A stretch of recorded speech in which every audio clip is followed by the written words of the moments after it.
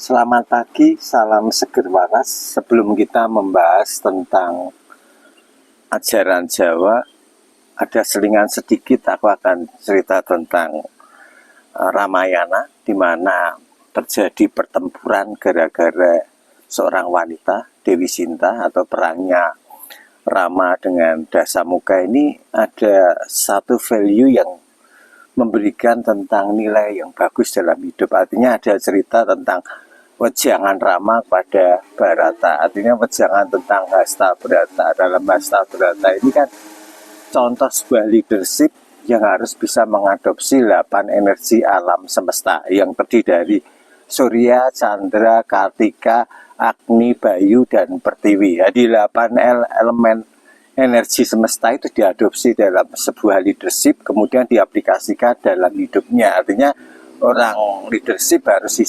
bisa memberikan suri tuladan. Dalam pemahaman Jawa ada istilah ing ngarsa sun tulodo, ing madya mangun kaso, tuturi handayani. Selama pemimpin itu tidak bisa menjadi suri tolodo di depan, terus kemudian di tengah memberikan motivasi, di belakang mengayomi kaulo dan rakyatnya, disitulah terjadi people power, yang apapun yang terjadi akan terjadi pemberontakan oleh masyarakat dan rakyat jelata. Kembali ke cerita, sekarang kita akan cerita membahas tentang ajaran Jawa. Ajaran Jawa, hampir semua teologi, semua narasi, semua manuskrip, semua menggunakan 3 pola dalam pemahaman semua sekte, aliran, agama, keyakinan, kepercayaan. Jadi ada 3 kerangka: tatwa, susila, upacara. Tatwa ini hubungannya dengan berbagai literasi, berbagai kitab suci. Kalau di semua agama pasti ada. Kemudian dalam sebuah keyakinan yang diadopsi oleh berbagai suku bangsa di Nusantara ini, banyak yang berubah, kakawin ada, sastra ada sloka, ada yang tersirat. Jadi ajaran yang tidak tertulis. Aku mempelajari secara antropologi peradaban-peradaban suku-suku bangsa yang ada di Indonesia, ya, dari Baduy, Naga, kemudian Samin, Kaharingan, Sasak, dan Asma. Itu kebanyakan narasinya memang tersirat. Itu tatwa. Terus kemudian susila. Susila, semua ajaran itu harus membranding tentang moralitas. Artinya membranding harus punya akhlak. Di sini manusia dituntut untuk berperilaku baik. Dalam 3 kerangka tadi, tatwa, susila, upacara. Terus yang terakhir kita akan bahas upacara. Nah, inilah esensi semua upacara yang ada di Jawa. Itu kadang-kadang banyak orang menafsirkan bahwa semua upacara di Jawa itu sekedar budaya Jawa. Sebetulnya tidak. Hampir semua upacara Jawa itu adalah ajaran teologi Jawa yang orang Jawa, karena orang Jawa itu hampir mayoritas tidak mau membranding dalam suatu sekte atau aliran atau memberikan anonim suatu nama dalam upacara itu. Tapi hampir semua upacara ini adalah ajaran teologi Jawa. Kita mengadopsi satu contoh upacara yang hubungannya dengan Pitera Puja, pemujaan terhadap leluhur. Mulai dari ia meninggal, terus kemudian ada hari ketiga, 3 hari, kemudian 40 hari, 100 hari, sampai 1000 hari.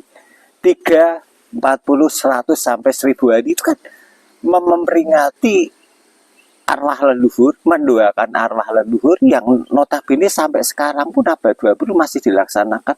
Hampir semua keyakinan mengadopsi. Artinya itulah bukan budaya, ajaran Jawa yang tersirat yang sampai sekarang diadopsi oleh berbagai keyakinan yang masuk di Indonesia. Artinya keyakinan impor yang masuk di Indonesia itu semua mengadopsi ajaran itu. Tidak akan sebutkan keyakinan itu, tapi hampir semua mengadopsi 3 hari, 40 hari, 100 hari, sampai 1000 hari. Artinya itu upacara dari Pitera Puja untuk memperingati leluhur kita atau mendoakan leluhur kita supaya leluhur atau orang tua kita yang sudah meninggal mendapatkan tempat sesuai dengan karma wasarna waktu hidupnya, perilaku hidupnya, sampai dosa-dosanya biar diampuni, disesuaikan dengan kehendak Tuhan itu sendiri. Artinya kita hanya bisa memberikan sebuah aplaus doa kepada leluhur kita.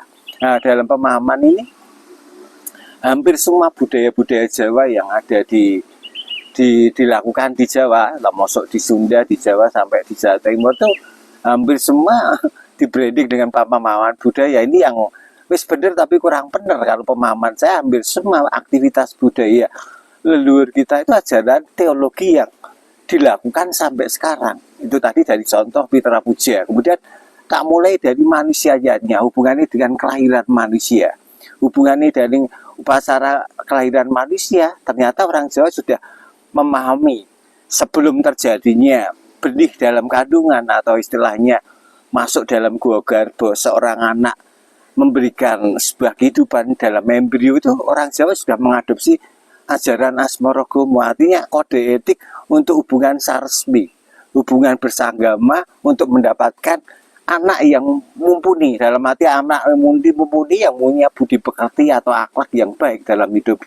Kemudian kode etik proses mulai dari Asmorogomo itu sudah ada juga tersirat. Kemudian setelah masuk ada budaya 7 bulanan, memperingati 7 bulanan sampai hari kelahiran sepasaran. Kemudian dari sepasaran ada terdaksiten sampai peringatan setiap selapanan 35 hari sehari. Itu budaya-budaya yang merupakan ajaran Jawa yang tersirat, yang diadopsi hampir semua keyakinan produk impor di Indonesia ini. Tetapi di sisi lain semua kok distempeli pakai budaya ini yang wis bener tapi kurang bener. Jadi bukan aku menyalahkan pemahaman, berarti esensi ini itu ajaran Jawa yang tidak tertulis, yang diadopsi semua keyakinan yang mempengaruhi bangsa kita atau produk impor yang sudah masuk di Indonesia.